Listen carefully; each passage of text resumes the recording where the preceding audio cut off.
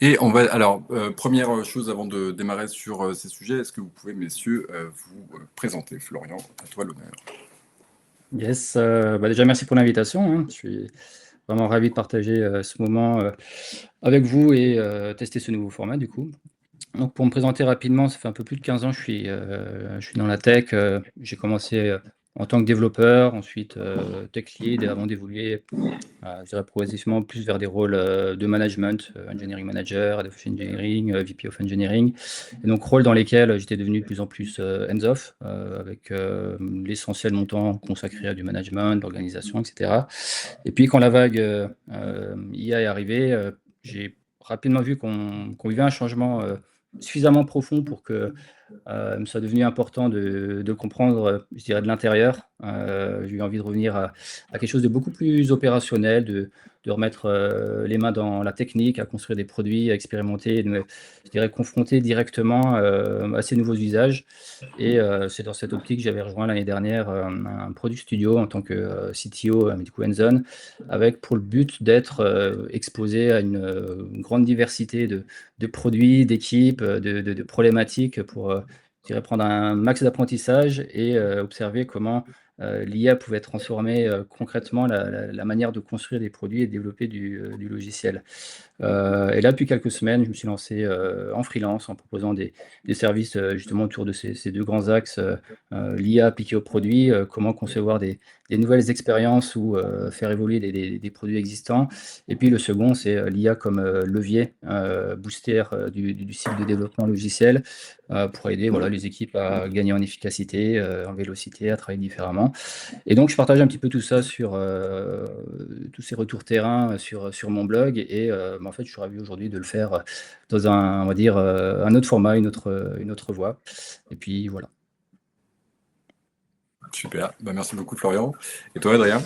Eh ben déjà, merci pour l'invitation aussi. J'ai globalement le même parcours que Florian. J'ai commencé comme développeur, surtout back-end, mais dans mon parcours, j'ai fait aussi pas mal de data, j'ai fait un petit peu de front-end, j'ai une sensibilité produit qui est assez prononcée.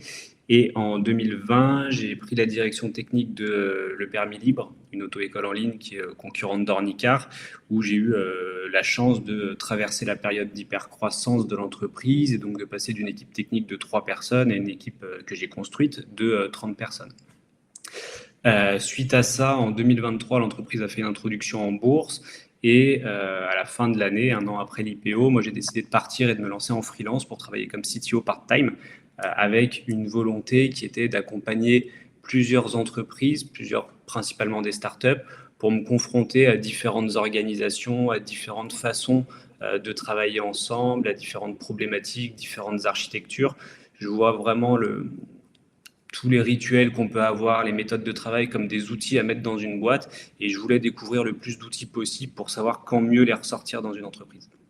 Donc depuis 2 ans et demi, je fais du CTO part-time et là depuis on va dire 6-9 mois, un peu comme Florian, je me remets un peu plus hands-on, alors pas pour mes clients, mais à titre personnel sur des projets personnels, sur toutes les thématiques liées à l'IA et comment on développe avec l'IA, puisque je suis convaincu qu'on ne comprend quelque chose que quand on le maîtrise bien. Donc c'est important que moi je sache le maîtriser pour ensuite pouvoir identifier comment l'appliquer dans une équipe. Et mon prisme numéro 1, celui sur lequel j'écris aussi pas mal sur mon blog, c'est l'IA en équipe, l'IA collective, parce que je pense qu'on a atteint un stade où aujourd'hui les développeurs savent travailler seuls avec un Claude par exemple, mais qu'une équipe de 10, 20, 30, 50 personnes ne sait pas encore vraiment comment structurer l'IA dans son organisation pour être vraiment performante. Super, bah, très clair, merci beaucoup. Et bah, du coup, on va pouvoir attaquer directement sur le sujet qui nous réunit aujourd'hui. Et le premier axe que je voulais voir avec vous, c'était de réfléchir un petit peu sur savoir si l'IA favorise un petit peu plus les développeurs généralistes qui vont pouvoir avoir une vision assez horizontale de ce qui se passe, ou est-ce que, au contraire, alors d'ailleurs, ce n'est pas forcément exclusif, est-ce que ça rend les experts plus importants? Adrien, qu'est-ce que tu en penses? Je pense que ça va dépendre du niveau de maturité de ton entreprise. Moi, ce que j'observe, après tout ce que je vais dire pendant ce live n'est que mon avis personnel et je peux me tromper, mais j'ai l'impression qu'on a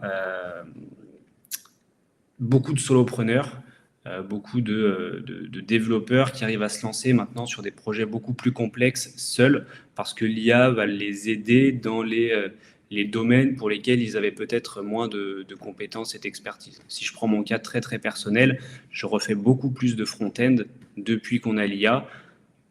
Ça ne veut pas dire que je fais du bon front-end, mais en tout cas, j'ai l'autonomie pour aller faire des trucs moyens qui fonctionnent à peu près bien et j'ai quand même le bagage technique pour voir les lacunes évidentes. Par contre, quand je donne ça à un des devs front-end avec qui je travaille, lui voit vraiment les lacunes. Donc, je pense que sur des jeunes startups, on va partir sur des profils un peu plus généralistes pour build l'époque, build les MVP, aller un petit peu plus vite et poser les bases.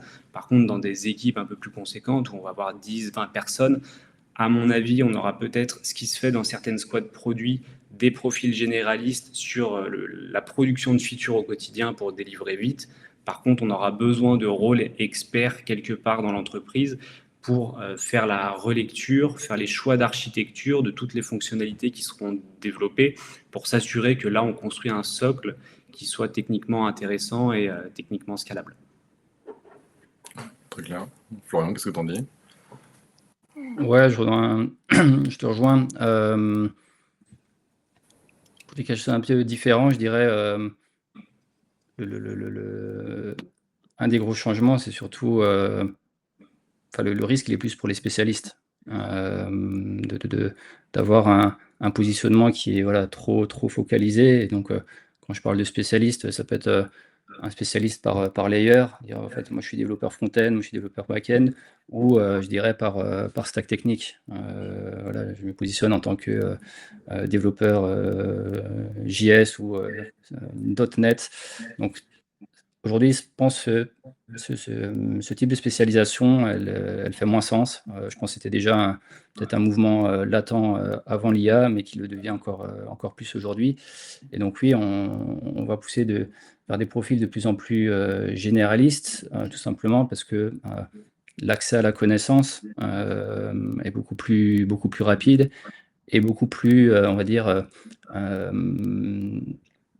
modulaire. C'est-à-dire, chacun va pouvoir apprendre avec son niveau de connaissance actuel et de pouvoir vraiment orienter l'apprentissage de ses connaissances en fonction de. Enfin, voilà, c'est un peu avoir une formation sur étagère individuelle. Et donc, ce qui permet à chacun, en fait, de très vite ramper sur effectivement des domaines auxquels il allait moins par le passé, parce que, voilà, absence de temps, investissement trop massif initial. Et donc, on va naturellement se retrouver vers plus de généralistes, mais qui vont devoir aussi, on va dire, s'expertiser. On ne va pas être juste sur je dirais des profils entiers, mais plutôt avec la forme d'un peigne. Donc, des profils très horizontaux, mais sur lesquels on va quand même essayer de creuser très fort dans l'expertise.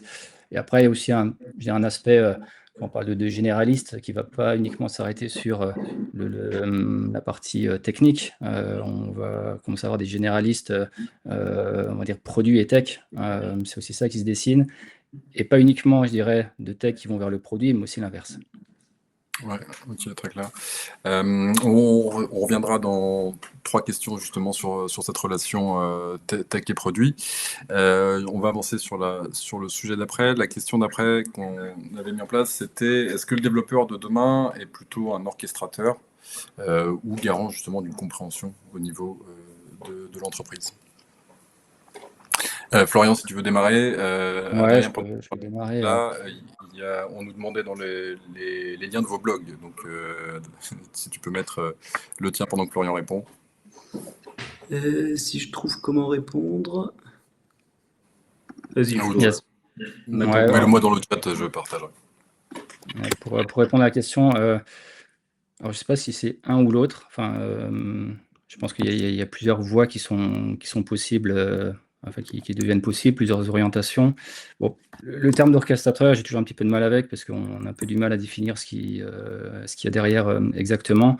Mais en tout cas, le développeur de demain, je le vois aller sur plusieurs voies. Donc effectivement, il y en a une qu'on a déjà citée qui est la voie de la généralisation et aller plus, on va dire, upstream dans le cycle de développement logiciel, donc se rapprocher plus du produit, du business. Il y a clairement un chemin dans cette direction. Les autres que je vois, c'est les développeurs qui vont être plus, on va dire, focalisés ou avec plus d'intérêt sur la machinerie installée, vraiment sur la software factory qui va servir de levier justement aux équipes et afin de tirer au mieux justement à partir de l'IA pour fluidifier la production, mais la garder en même temps, on va dire, sous contrôle avec les bons guardrails. Et une troisième voie qui est peut-être encore plus, on va dire, on va peut-être plus remonter sur le business, c'est l'assistance finalement à d'autres personnes, l'assistance, je dirais, technique, l'accompagnement technique à des personnes hors équipe produit. Parce qu'aujourd'hui, aussi l'impact de l'IA, c'est que tout le monde commence à en faire dans l'entreprise et donc tout le monde fait des choses un petit peu de son côté.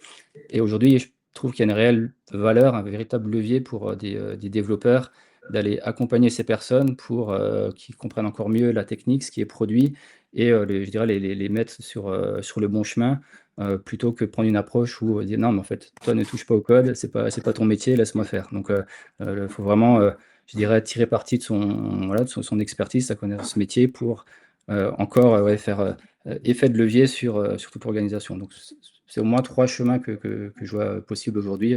Il y en a sûrement d'autres. Super, très clair. Merci Florian. Florian, si tu peux m'envoyer en PM l'URL de ton blog, comme ça je vais la partager directement dans le chat aussi. Et du coup, Adrien, sur ce sujet-là, toi, qu'est-ce que tu en penses? Moi, la façon dont je commence à appréhender la chose, c'est que l'IA est une révolution, ça c'est sûr et certain, et je la compare beaucoup à la révolution industrielle qu'on a pu vivre par le passé. La révolution industrielle, c'est-à-dire qu'on a remplacé du travail manuel par des automatisations, par des chaînes de production, par des caisses automatiques, des péages automatiques, etc. Et toutes les personnes qui faisaient ce travail avant, qui fabriquaient des choses elles-mêmes ou qui passaient les articles à la caisse elles-mêmes, certains ont perdu leur travail, mais en fait la nature du travail elle a changé. C'est qu'on a créé beaucoup d'emplois autour du coup de la création de ces objets automatiques, autour de la maintenance de ces objets automatiques, de l'installation de ces objets automatiques, de l'entretien, du dépannage, de l'aide. Mais la tâche en elle-même, elle est désormais automatisée. Et j'ai l'impression que dans le développement, mais même à plus large échelle, dans tout ce qui est prestation de services, tout ce qui est production de contenu immatériel, ça peut être des articles textuels, ça peut être des programmes de voyage, ça peut être des programmes de coaching nutritionnel ou sportif ou du développement, tout ce qui est immatériel. On est en train de vivre l'automatisation de la production de ces contenus. Et pour moi, le développeur de demain, finalement, c'est un petit peu ce qui s'est passé dans l'industrie. Le développeur de demain, c'est celui qui va construire le système de production automatique, c'est celui qui va maintenir le système de production automatique et qui va le piloter. Donc, c'est vraiment le travail qu'on va devoir faire dans la création, avec l'état de l'art actuel, la création de nos bibliothèques de skills, nos bibliothèques d'instruction, nos pipelines d'automatisation, de savoir quand est-ce qu'il y a une tâche à faire qui est humaine. Je pense qu'on doit conserver, par exemple, toute la partie architecture et conception technique. C'est quelque chose qu'on ne doit pas forcément déléguer à l'IA. On peut se faire challenger par l'IA, mais c'est une intelligence qui doit rester humaine pour qu'on garde quand même une compréhension de ce que le système construit.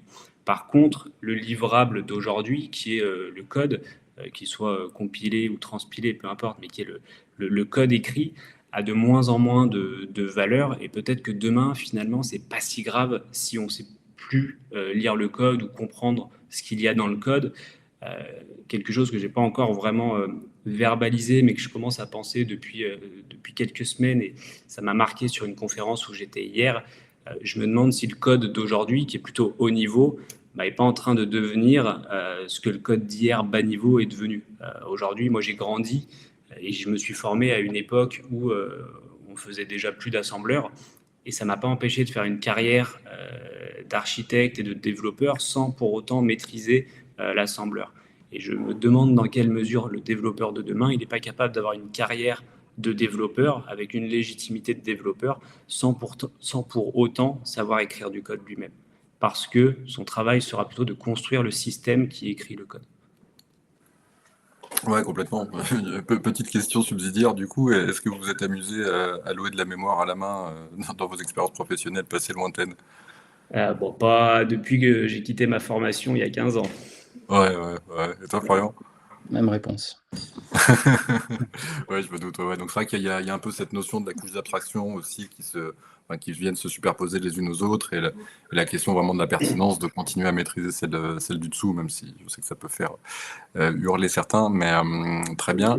Et ça rejoint Ouais. un petit peu ce que Florian disait juste avant, hein. Ça veut dire qu'on aura probablement besoin de profils spécialistes pour être quand même capable de comprendre ça, d'intervenir ou de continuer à faire évoluer les langages ou inventer des nouveaux langages. Par contre, peut-être que dans le monde du développement un peu grand public ou web, comme nous, on peut y appartenir, on aura plus des profils généralistes qui sont capables de switcher d'un langage à un autre.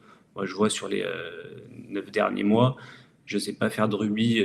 J'ai buildé des portfolios en Ruby. Je ne suis pas très bon en JavaScript. J'ai buildé des projets en JavaScript. J'ai automatisé énormément de tâches en Python, alors j'en ai pas fait depuis 10 ans. J'utilise énormément de langages aujourd'hui pour lesquels j'ai pas de compétences particulières. Ouais. Pareil. Question suivante, qui peut être assez large et qui fait discuter aussi, c'est est-ce qu'on surestime complètement aujourd'hui le gain organisationnel de l'IA? Florian, si tu veux démarrer. Quand tu dis « on », c'est qui? Je ne sais pas s'il y en a qui le sous-estiment ou le surestiment, mais en tout cas, c'est une question qui reste pas évidente. En fonction des rapports que tu lis, tu vas avoir des prismes différents. Je dirais, de toute façon, ça a toujours été un enjeu, en tout cas dans les équipes techniques, de montrer la valeur de son équipe, de montrer que ton équipe tourne bien. Et ça reste une réalité dans l'ère de l'IA. Et voilà, on a quelques principes ou quelques métriques sur lesquelles s'appuyer, notamment les DRAM métriques qui restent, je trouve, vrais dans l'ère de l'IA. On cherche toujours à mesurer ta capacité à délivrer vite, mais avec une bonne qualité. Donc ça reste vrai pour l'IA. La vraie question, effectivement, c'est en termes business, qu'est-ce que ça a permis de débloquer ou pas? Et je pense qu'il y a au moins un proxy qu'il faut essayer de regarder aujourd'hui, parce que faire ce lien direct entre, je dirais, productivité derrière et ou intelligence et résultat business, elle n'est pas toujours, on va dire, limpide. Mais en tout cas, ce qu'on peut commencer à regarder, c'est au moins à quel point on apprend plus vite, parce que c'est aussi ça, l'enjeu, c'est d'avoir des cycles de feedback plus rapides avec ses clients. Et donc, l'IA aujourd'hui nous permet de faire ça, parce que justement, ces cycles d'apprentissage sont réduits, parce qu'on peut aller plus loin dans les prototypes, parce qu'on peut mettre des choses en prod plus rapidement. Donc, je dirais qu'il faudrait commencer à regarder ici. Après, on va dire, j'ai pas aujourd'hui, je n'ai pas encore le recul suffisant pour dire, moi, dans les différents projets sur lesquels je suis intervenu, quel est le gain réel ou pas? C'est une question qui reste quand même assez difficile à dire. Mais en tout cas, en termes de production, de productivité, il est là. Mais en termes business, c'est moins évident à faire comme lien. Adrien? À peu près la même posture que Florian. La finalité qu'on devrait suivre, c'est l'impact business. C'est-à-dire que si on est beaucoup plus rapide à sortir beaucoup plus de trucs qui servent à rien, fondamentalement, c'est de l'argent qu'on gaspille parce qu'on dépense des tokens pour faire des trucs qui servent à rien. Donc, ce qu'il faudrait être capable de mesurer, c'est notre capacité à apporter des résultats business plus vite et donc à faire de la croissance et du CA plus vite dans les entreprises où on travaille à coût identique globalement. Et ça, aujourd'hui, on n'a pas beaucoup d'entreprises qui le mesurent. On commence à avoir des boîtes qui font des REX mais plus des règles de sensibilité finalement. C'est beaucoup de questions sur comment, qui sont posées aux développeurs. Est-ce que vous vous sentez plus productif? Beaucoup vont répondre oui, mais on ne sait pas transformer ça en chiffres concrets et fiables. On ne sait pas transformer ça en impact business. Et on a des entreprises plus connues, des Uber ou des boîtes comme ça, qui commencent à mettre un peu, du coup, comme je disais tout à l'heure, à ralentir sur l'IA parce qu'ils ont explosé leur budget annuel en 4 mois et que finalement, ils se rendent compte que ça coûte plus cher que des êtres humains. Donc, est-ce que si c'est plus cher que des êtres humains pour produire des trucs inutiles plus vite, c'est vraiment intéressant d'utiliser l'IA? Je ne sais pas. Et moi, je commence à entendre auprès de CTO ou de CEO que je vais accompagner, que dans leur boîte, il y a quand même une grosse adhésion des développeurs à l'IA, que tout le monde se sent plus productif et que personne n'aimerait revenir en arrière, mais que concrètement, les gains, ils sont surtout pour les développeurs et pas tant pour le business de l'entreprise. Donc, il y a une question d'outillage, de confort, qui est déjà une question intéressante, hein, mais qui ne se traduit pas nécessairement par une vraie augmentation pour l'entreprise. Ouais. Peut-être un point à souligner aussi là-dessus, c'est que c'est pas parce qu'on n'est pas en mesure de mesurer justement ce gain qu'il n'y a pas de gain aussi. Exactement, oui. Il y en a peut-être un, c'est juste qu'on n'a pas... Alors déjà dans la tech de tout temps, on a eu beaucoup de mal à quand même mesurer la performance individuelle ou la performance collective. Et puis c'est pareil, il y a des gens qui sont très très productifs, mais qui dépilent des features inutiles. Lui, individuellement, il est bon, mais d'un point de vue de l'entreprise, ça ne sert à rien. Mais il y a probablement des gains. Moi, je me sens meilleur avec l'IA, mais c'est peut-être aussi, comme ce qu'on se disait avant, que ça me donne de l'autonomie et de la capacité à faire seul des choses où j'aurais eu besoin d'être accompagné avant. Yes, très clair. On a quelques questions dans le chat, je les prendrai plutôt à la fin parce que le timer s'écoule et on a encore quelques sujets à prendre. La question, alors je l'évoquais tout à l'heure, la question suivante, c'est un petit peu que devient aujourd'hui la relation entre les devs et le produit, Florian?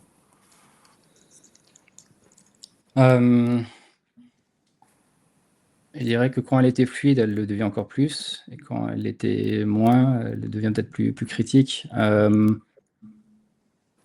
Aujourd'hui, en fait, pour des métiers produits, voilà, ils ont la capacité à aller beaucoup plus loin sur beaucoup de choses, que ce soit dans la production de prototypes vraiment interactifs, que ce soit dans la production de documentation, dans la production de specs. Et je pense qu'il faut vraiment qu'on encourage qu'on aille dans cette direction-là, notamment pour la partie prototype, parce qu'aujourd'hui, il reste encore beaucoup de moments dans lesquels on se bride sur cette partie-là, parce qu'à un moment donné, ça doit passer côté engineering, et donc voilà, ça met du temps, etc. Enfin, dans l'ancien monde. L'effet, je dirais aujourd'hui, ce qu'il faut essayer de régler dans la collaboration, c'est que le fait qu'on puisse aller plus loin peut rendre un end-off plus douloureux. Parce qu'effectivement, si en tant que développeur, tu ne bouges pas, tu fonctionnes comme avant, tu vas avoir des product managers, product designers qui vont aller beaucoup plus loin. Tu vois, typiquement, moi, je les encourage à vraiment partir de la base de code actuelle pour prototyper et pas passer par des lovables. Je trouve qu'il n'y a pas vraiment d'intérêt.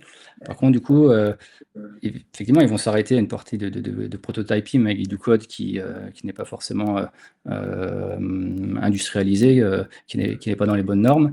Et du coup, il y aura une espèce de drop à la partie engineering, dire tiens, voilà ce prototype qui marche très bien, sur lequel on allait super loin dans les interactions et qui peut être utilisé tel quel, refais-le moi en mode propre. Et donc là, franchement, c'est horrible. C'est horrible parce que tu te retrouves avec quelque chose que tu dois déconstruire pour refaire exactement la même chose.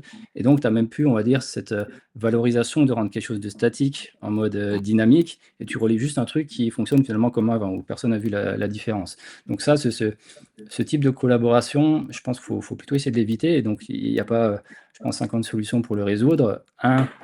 C'est plutôt le développeur, encore une fois, qui remonte sur la partie produit et qui lui-même est en capacité de finalement faire des prototypes, d'aller comprendre le besoin, etc.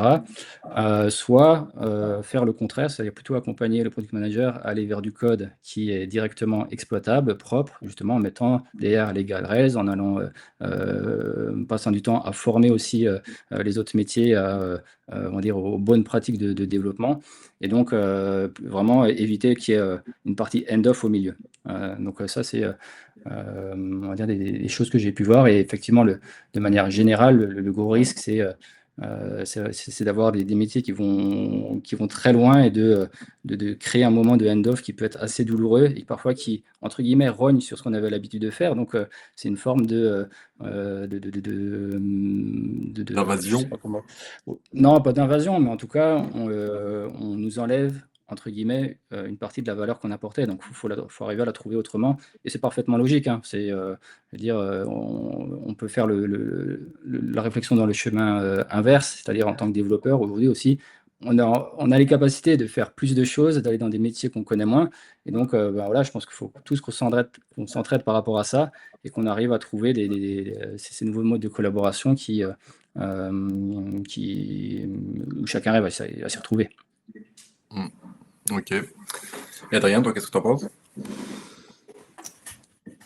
Qu'aujourd'hui, c'est justement une des questions principales à laquelle on ne sait pas trop répondre, c'est que va devenir cette relation dans les mois et dans les années qui viennent. Traditionnellement, le produit, son rôle, c'est de déterminer et de trouver ce qu'il faut construire. Et puis, la tech, son rôle, c'est de trouver comment on va le construire. Alors, ça a toujours été primordial d'être capable de faire l'effort intellectuel et de s'intéresser à ce que fait l'autre et de comprendre et d'être capable de challenger l'autre. Mais en termes de temps, il n'y a pas grand monde qui a le temps aujourd'hui d'être à la fois au produit, être à la fois à la tech, d'être bon dans ces deux thématiques. Donc je pense qu'on va quand même avoir besoin de ces deux pôles, que les frontières vont peut-être un petit peu se réduire, mais qu'on va conserver des rôles produits et des rôles dev indépendants, puisqu'il y en a un qui aura plutôt l'expertise technique, qui va la conserver, et l'autre qui aura plutôt l'expertise un peu produit, hein, tout simplement.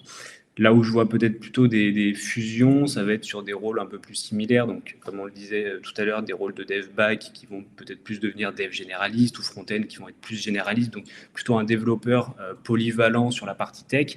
Et puis sur le produit, peut-être la même chose avec des product designers qui vont bouger un peu plus vers le product management, des product managers qui vont bouger un peu plus vers le product designer. Et peut-être que des squads de 5-6 personnes aujourd'hui qui ont 3 devs, un product designer et un product manager, demain finalement c'est un binôme product plus dev. Là où Florian a raison, c'est qu'on a aujourd'hui des products qui sont capables de faire des prototypes assez avancés et assez chiadés. Esthétiquement, on a l'impression d'avoir l'application finale dans les mains. Par contre, il nous reste, nous, derrière, toute la question de l'industrialisation. Donc, est-ce que c'est un gain? Vu que le proto, c'est très bien, peut-être quand tu vends à des grands comptes pour aller faire une présentation de ce que tu veux leur builder et leur faire croire que tu l'as déjà. Par contre, le product n'aura jamais, à mon avis, le niveau de maîtrise et de compétences techniques pour savoir comment aller gérer la base de données qui va derrière, comment gérer le scaling qui va derrière, comment gérer la sécu, comment gérer la RGPD, etc. C'est des compétences qui sont, pas qu'ils ne pourraient pas les apprendre, mais qui sont le travail d'une vie finalement. Donc, qu'est-ce qu'on fait de ces protos? Est-ce que finalement, vaut mieux des protos complets en HTML, JavaScript? Est-ce qu'il vaut mieux du Figma? Ça, je ne saurais pas le dire aujourd'hui. Là où moi, je vois quand même un intérêt dans la relation, c'est, nous, on l'expérimente donc avec les product designers avec qui je bosse, c'est justement alors moins sur le product management, mais sur ce binôme design-dev qu'on travaille beaucoup. La frontière qu'on est en train de faire péter, c'est celle de Figma aujourd'hui. C'est que la maquette Figma, elle a de moins en moins de valeur pour nous. Peut-être que ce n'est pas le cas pour tout le monde, parce que c'est un format qui est fermé, qui n'est pas vraiment exploitable par l'IA, et qui finalement est une surcouche sur le standard le plus proche qu'on pourrait avoir, ou le format le plus standard possible qu'on pourrait avoir pour le design, ça va être le HTML.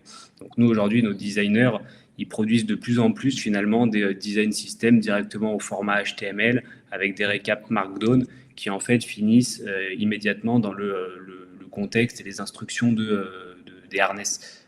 Et la maquette Figma, on s'en sert de moins en moins pour du design system, pour des workflows complexes, on en a encore besoin, mais pour du design system, parce que avec le petit fichier HTML généré par les designers assistés eux-mêmes à l'IA, en fait, on a une page web qui contient tous les éléments dont on a besoin.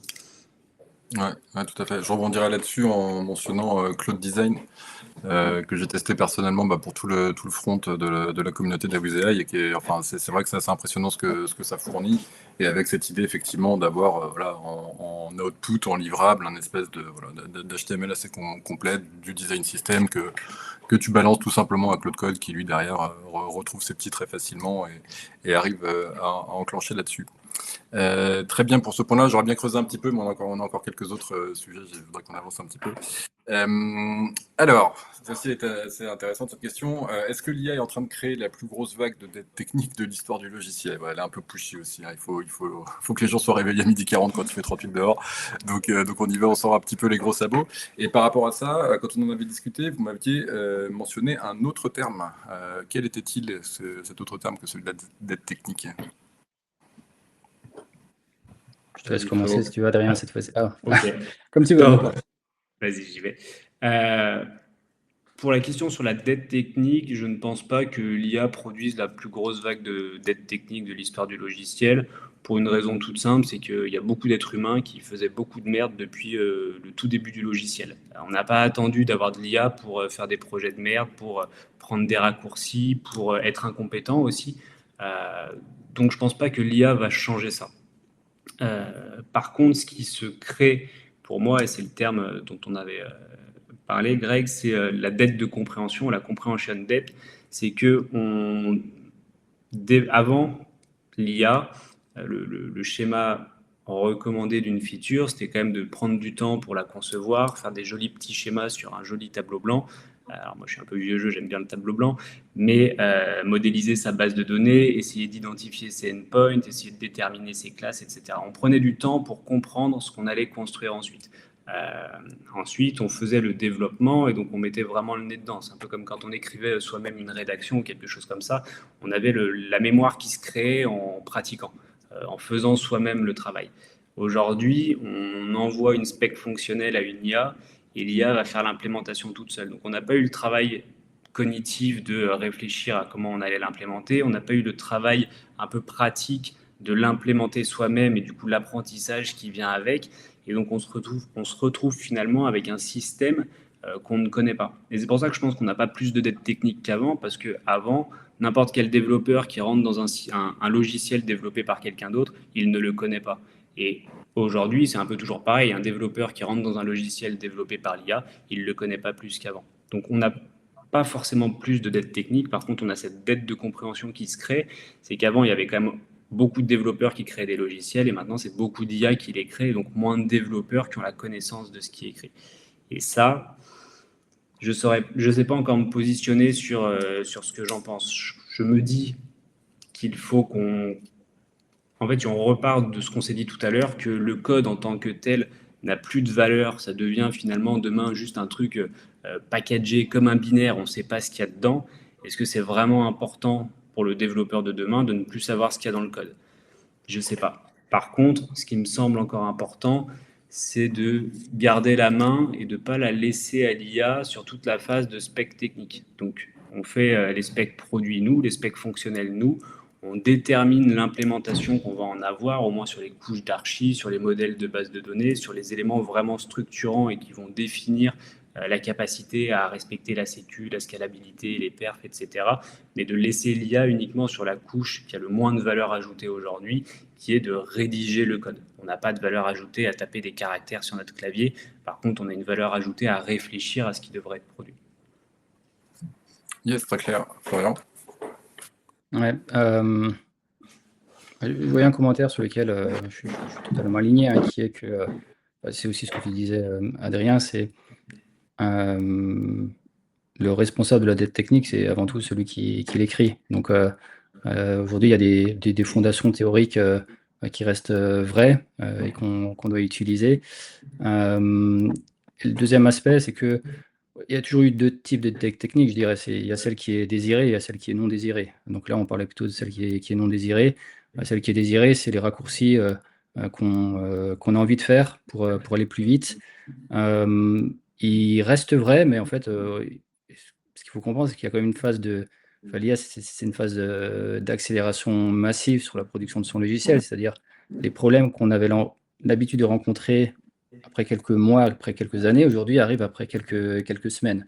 Donc, effectivement, la dette technique, elle peut s'accumuler de manière plus rapide, mais inversement, elle est aussi plus rapide à régler. Donc, je dirais que c'est plus la moulinette, le loop de OK, prendre un petit peu de dette et la rattraper, qui est plus fréquent et qu'on peut mettre en action de manière plus fréquente. Et après, sur le côté dette de compréhension, effectivement, il y a des étapes, je pense, qu'on peut pas accélérer, ou en tout cas sur lesquelles il faut faire très attention, et c'est celui effectivement de la conception, parce que c'est à ce moment-là qu'on réfléchit à ce qu'on veut faire, aux impacts que ça va avoir. Et là-dessus, le déléguer à l'IA, c'est quand même un risque, parce que de toute façon, comme le code, on va le regarder de moins en moins, parce que ce qui va être produit va être de plus en plus juste.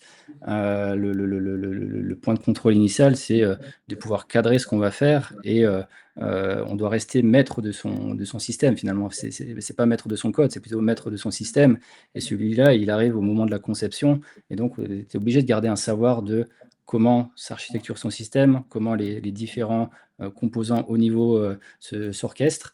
Et après, c'est OK de prendre la dette ou de fermer des yeux sur des choses où, si en fait on efface le code, ça n'a pas d'impact si profond que ça, quoi. Donc ça, c'est aussi effectivement l'expérience, l'expertise qui te fait dire OK, quand on est dans des phases, je sais pas, de migration de base de données, des changements impactants, là, il faut faire un peu plus attention, il faut un petit peu ralentir, alors que sur d'autres aspects, OK, on peut se permettre de un peu plus fermer les yeux, d'aller un petit peu plus vite.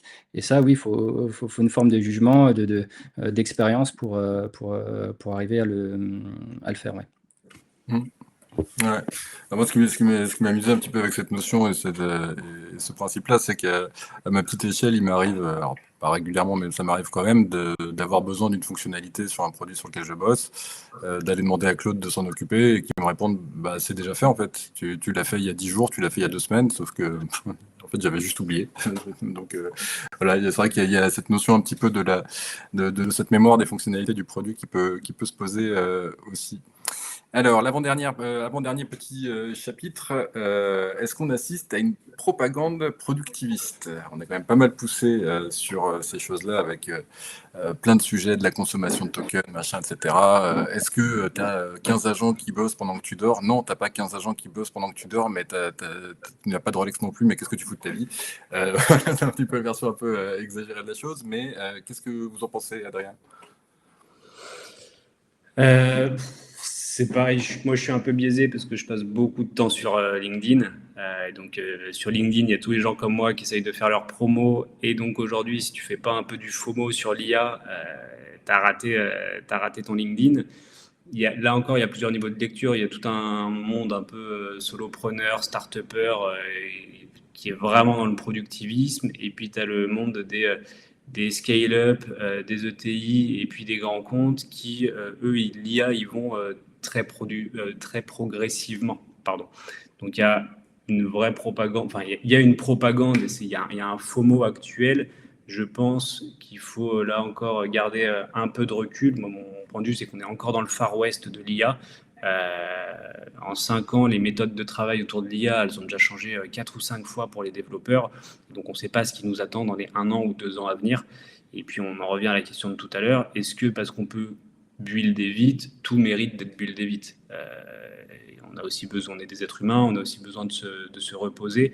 Je ne suis pas sûr qu'il faut céder au productivisme. Très clair. Florian?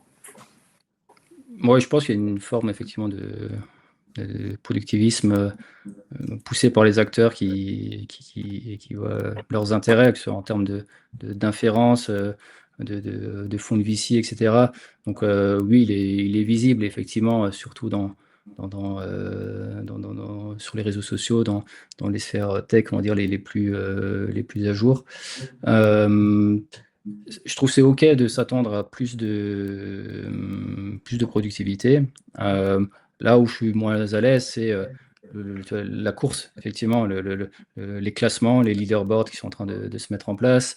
Effectivement, j'avais assisté à une conférence où les premières questions, c'était combien d'agents vous gérez en parallèle? Donc voilà, c'est un peu la course à ça. C'est quoi votre facture par développeur? Combien de tokens vous dépensez par mois? Et OK pour poser ces questions, mais par contre, il manquait les questions sur, c'est un peu le thème qu'on a abordé avant, de quel résultat à la fin. Donc oui, il y a une forme de FOMO par rapport à ça. Encore une fois, ça reste important de voir comment on peut aller plus vite. Il y a un gain pour tout le monde. Mais essayons de bien voir là où il y a vraiment de la valeur à le faire et surtout, c'est quoi les trade-offs qu'on met en face, de quoi on se coupe. Notamment, on a parlé tout à l'heure de la dette de compréhension, mais c'est au-delà de la compréhension, c'est aussi les dettes de raisonnement. Toutes ces fois où en fait, on se dit, bon tiens, il va falloir que je réfléchisse à ce sujet, et il y a déjà un petit truc dans sa tête qui nous pousse à aller vers un chat GPT ou je sais pas quoi pour aller voir la solution. Ça arrive très vite. Et donc, je trouve, au bout de peu de temps, il y a déjà une forme de résistance à installer pour se dire non, mais en fait, là, c'est pas le bon moment pour aller checker parce que c'est tel type de sujet, parce que c'est là important pour moi de faire cet effort-là.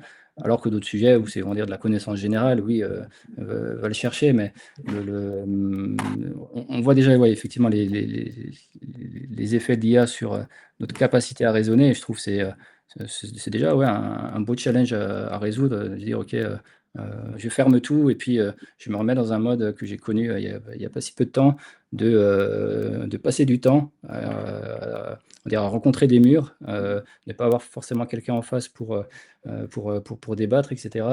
Ça, c'est ouais, c'est une pente un peu dangereuse. Si je peux juste rebondir là sur les deux éléments de Flo, sur les leaderboards, c'est un peu ce qu'on voyait il y a 10 ou 15 ans avec qui c'est qui a Les écrit lignes de le code. de code. Euh, c'est une métrique, mais c'est une métrique qui est un peu stupide parce que quand il y a beaucoup de gens aujourd'hui, moi j'ai vu des annonces d'emploi où les mecs avaient créé une stack full IA qui en fait coûtait une blinde alors qu'ils auraient pu remplacer beaucoup de trucs par un appel curl.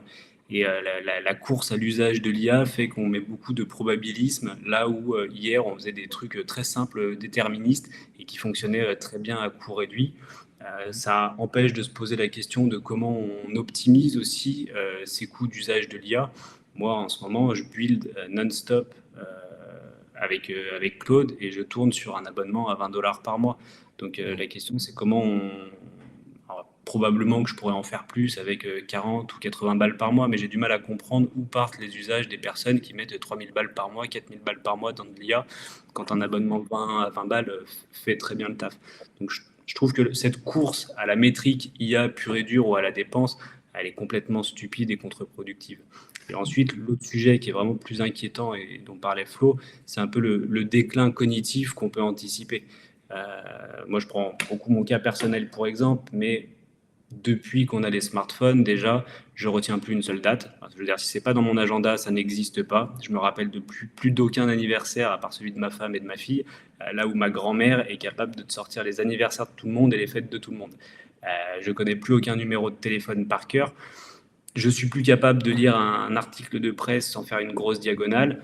J'ai eu une perte de capacité de concentration, d'attention, qui est assez forte. Et avec l'IA, comme le disait Flo, si à chaque fois qu'on a un problème, on se dit bon bah je vais demander à l'IA ce qu'il faut que je fasse, on va atrophier un petit peu notre cerveau et probablement que dans 5-10 ans, on aura beaucoup plus de mal à réfléchir et à se forger une opinion par nous-mêmes sur des sujets qui méritent un peu de réflexion. Et c'est pour ça qu'il faut on pousse en ce moment l'IA pour tous, partout, pour tout le monde, mais il faut se poser la question de où est-ce qu'elle a de la valeur et où est-ce que moi je dois me forcer à continuer à faire un effort intellectuel.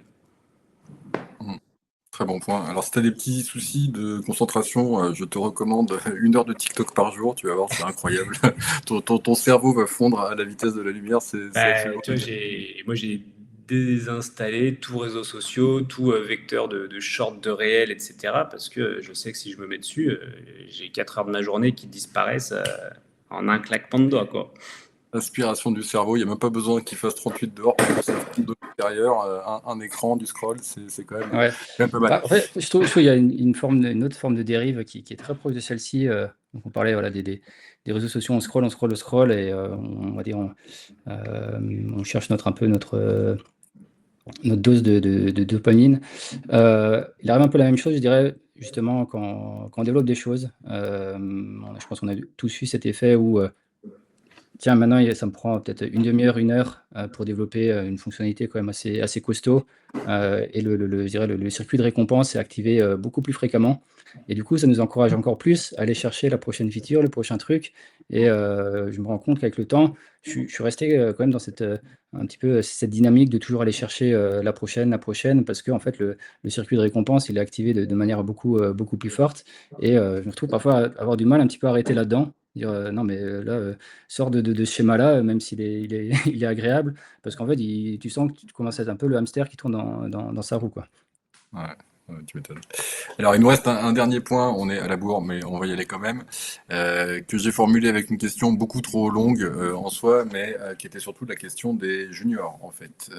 Comment on évolue dans ce monde où on a l'impression que, alors les juniors dans l'absolu, ça fait quand même un petit moment que sur le marché du dev, ils sont pas les super bienvenus, hein. Moi, je daterais ça à une dizaine d'années avec l'apparition des bootcamps qui a un peu chahuté aussi cette population que les entreprises ont eu du mal à comprendre et du mal à intégrer.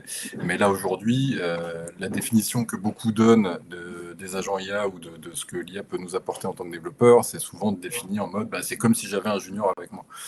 Dans cette équation-là, est-ce que vous avez des idées ou des pistes sur comment on peut avancer dans un monde comme ça où si on peut se passer entre guillemets à l'échelle du marché de junior pendant quelques mois, quelques années, forcément ça va faire un trou démographique qui fait qu'on le payera à la suite. Donc est-ce que vous avez des éclairages sur ces points-là, Adrien, peut-être? Je suis quelqu'un moi, de plutôt pessimiste dans la vie. Mais pour le coup, je suis assez optimiste sur les juniors. Je pense qu'on est là dans une phase difficile qui est plus liée à la nouveauté de l'IA, parce qu'il faut quand même se dire que ça bouge vraiment dans notre métier depuis 1 an. On commence à le voir depuis 3 ans, mais il y a 3 ans, c'est encore du copilote qui autocomplète ta ligne, quoi. C'est vrai, ça devient vraiment flagrant depuis le printemps l'année dernière, je pense, le bouleversement. Donc, d'après moi, on est encore dans cette phase où il y a trop de bouleversements pour avoir de la stabilité. On ne sait pas encore exactement où ça va nous mener, quelles seront les prochaines évolutions. Et on a besoin un peu de stabiliser la situation vis-à-vis de l'IA, vis-à-vis de l'usage de l'IA, vis-à-vis de comment on met de l'IA dans les équipes pour savoir comment on va fonctionner demain. Et quand on saura comment ça fonctionne demain, quel est le métier de développeur avec de l'IA au quotidien, dans les process, dans la production, on va commencer à pouvoir être capable de repréparer des programmes de formation pour les juniors. Parce que le métier, on en parlait tout à l'heure, mais si je repars de ma théorie qui est de se dire que le code d'aujourd'hui n'a plus de valeur et demain, il n'y a même plus vraiment de valeur à savoir le lire et l'écrire, bah, c'est quoi le programme de formation d'un développeur quand on n'écrit plus du code?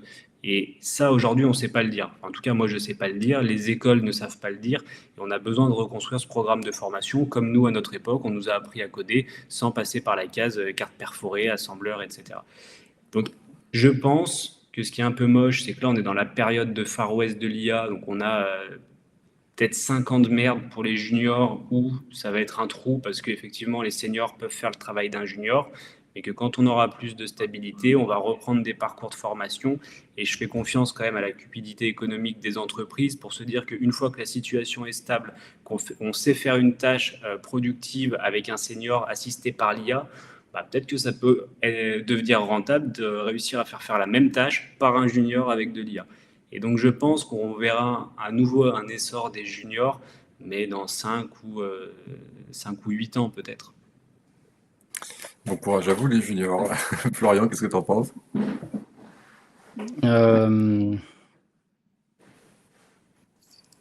Globalement, oui, je suis d'accord avec Adrien. Enfin, il y a peu de prise de risque aujourd'hui sur le recrutement des juniors, parce que le niveau de visibilité, il reste assez faible, assez flou.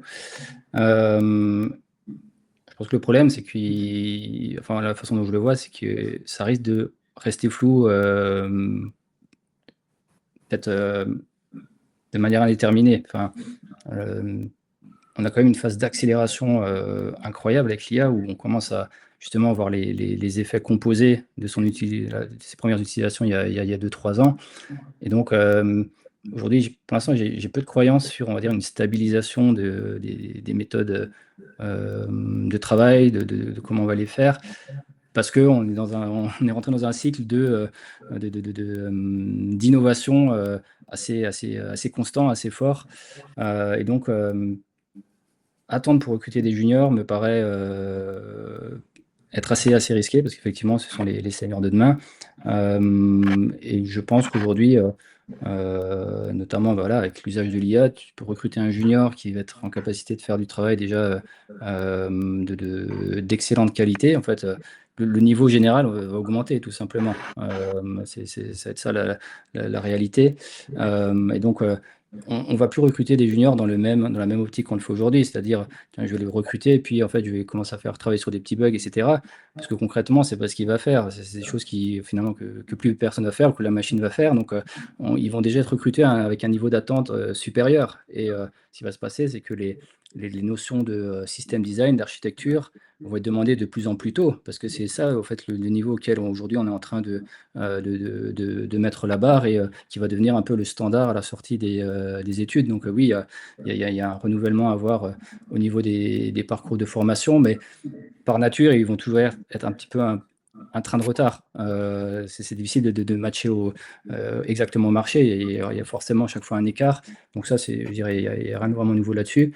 Mais je pense qu'il voilà, faut pas attendre une stabilisation. Et après, l'accueil de ces juniors, il va se faire, je pense, d'une manière assez proche de ce qu'on a aujourd'hui. Ils deviennent seniors parce qu'ils sont accompagnés par des seniors. Et donc, les seniors vont les accompagner sur des challenges qu'aujourd'hui l'IA ne peut pas aller chercher, qui sont tout simplement, c'est quoi le vécu, c'est quoi le concret. C'est qu'une fois que tu as produit ton code, qu'est-ce qui se passe derrière, qui est peut-être plus difficile à anticiper. Très clair. Super, je pense que c'est un bon point de conclusion, on a un petit peu débordé. Désolé pour les participants, j'ai vu qu'il y avait pas mal de messages, mais ça va être un petit peu difficile de rattraper tout ça. Merci beaucoup messieurs pour vos partages sur ces différents sujets en ces temps un petit peu troubles, on va dire. Je vous garde 2 minutes après le stream. Et merci à tous de nous avoir rejoints pour cette 5e édition du live. Si vous voulez nous rejoindre sur le Slack d'Ewisai pour continuer à discuter de ces sujets ou d'autres sujets, ou pour assister aux prochains événements d'Ewisai, c'est dev.ai. dev.ai, toutes les infos sont dessus. Et sur ce, bon week-end, hydratez-vous, allumez les ventilos, il va faire chaud. Allez, à la prochaine, merci, à plus. Ciao. Merci à vous tous. Bonne journée.